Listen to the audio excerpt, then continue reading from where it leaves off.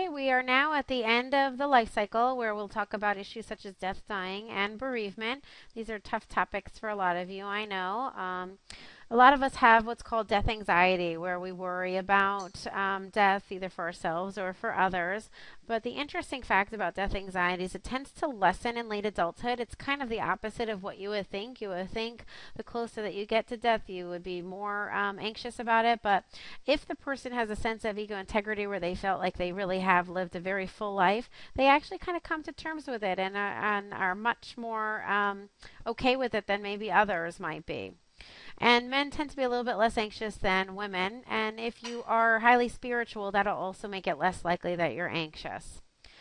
Kubler-Ross talks about this is kind of a key stages of dying model, really, and it really was designed for folks who were faced with terminal illness. And there are 5 different stages. The first stage is when folks are in denial. So when somebody is first presented with a diagnosis of a terminal illness, the first thing they're going to be like, no, that can't be right. Go test me again. You must have the wrong results.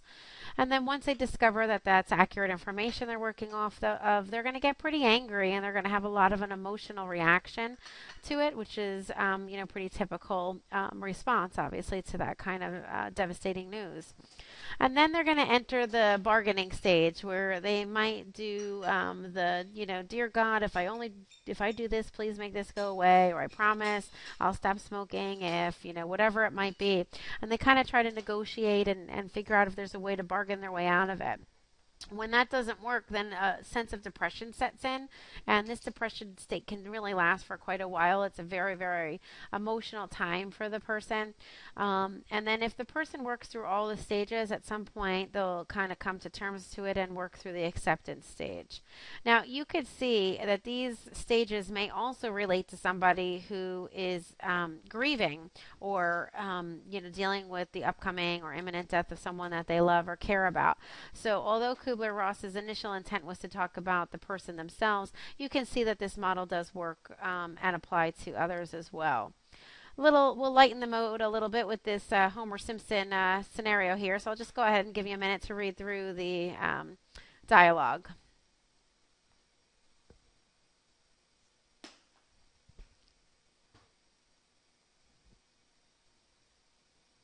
So this is just kind of a humorous way to look at the 5 stages, but you can see, get a sense of what's happening at each one. Now, there's another process for the grieving person and what happens to that person. The first stage is called avoidance, which kind of parallels that denial stage in the other Kubler-Ross model. And avoidance is when they really just can't take in that information. It's too much to handle emotionally. They can't. Denial and avoidance are actually very good coping strategies. They kind of are using our defense mechanisms, but they work for a good reason, because it would be too emotional for us to handle all that immediately. So it basically gives us a little time to process before we have to experience all those emotions. So avoidance, not really believing it. And then the second stage is confrontation. So this is when the reality kind of hits that this person did pass away and is no longer with you in the world, and that's when it's mixed with a variety of emotions, especially depending on the nature of that person's death. Could be anger, depression, a variety of kinds of emotions. But this is the really emotional stages right here in the second part of the process. The restoration stage is when you're starting to try to put the pieces to your life back together, and you have to figure out how you're going to live without this person. And depending on who that person was, it's not just the emotional support that person may have provided. Maybe this is a key figure in your life who was doing a lot of things for you. If it's a parent figure who was taking you places, someone else is going to have to step in and take you places.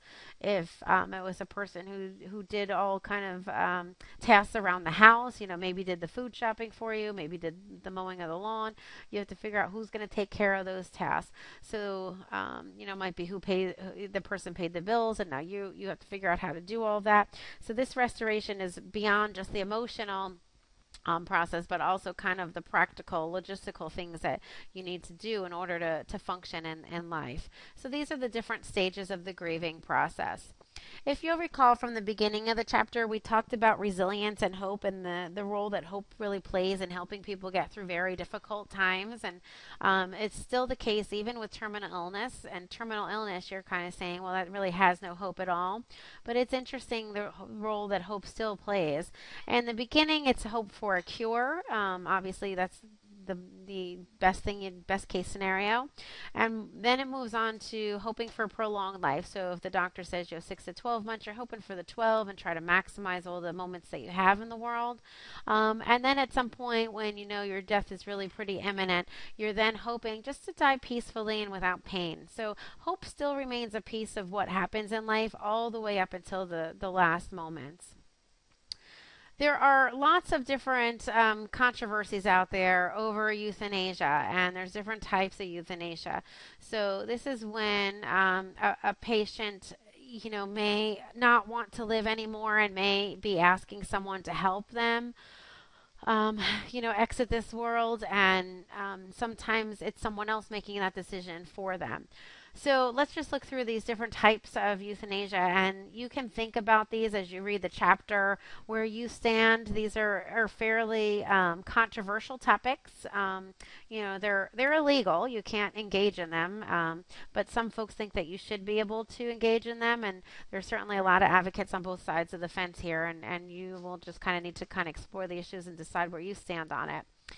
But we'll start at the top. So passive euthanasia, and this is the only one that is legal. The person can do this, and that's basically when a patient just says, I'm not taking that treatment. So even if it's, the doctor says, I have this magic pill and then you'll be able to live. If the person says, no, I don't want that magic pill, that is called passive euthanasia. This one is legal. We are not requiring folks. Everybody gets to make up their own decision about what medical treatment they would want. So this is really the only option that is legal. Now, some folks think it's not okay because especially if it is a simple treatment, but that's the way it is. We are allowing folks to make decisions about their own medical care. Voluntary active euthanasia is very different. This is when the patient says, hey, doc, I need you to, really just end my life. And it may be that they're in extraordinary amounts of pain and perhaps they can't really kill themselves, or they would choose to do that, but maybe physically they can't even carry out the act. But if they could, they might choose to commit suicide. So they're asking the doctor to pull a plug or inject them with the right amount of medication that just let them, drift off into sleep and never come back to life again. This is obviously not acceptable and is not legal. But it is a very big quandary because some folks really do, have some pretty strong opinions on both sides of it. And the last one down here is assisted suicide. This is where the patient is killing himself or herself, but is doing so with the help of a doctor. So the doctor has played some role in the suicide. It's not that the doctor has committed murder and killed the person, but the doctor might be prescribing them the right amount of medication, giving them the tools or the techniques or the information that they need in order to make that happen. So you can go ahead and explore these issues further in the textbook.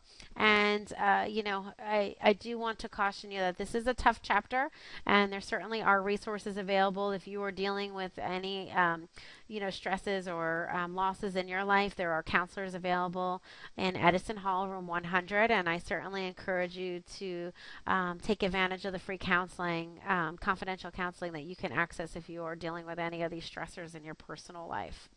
All right, that's it. That's our last chapter, folks.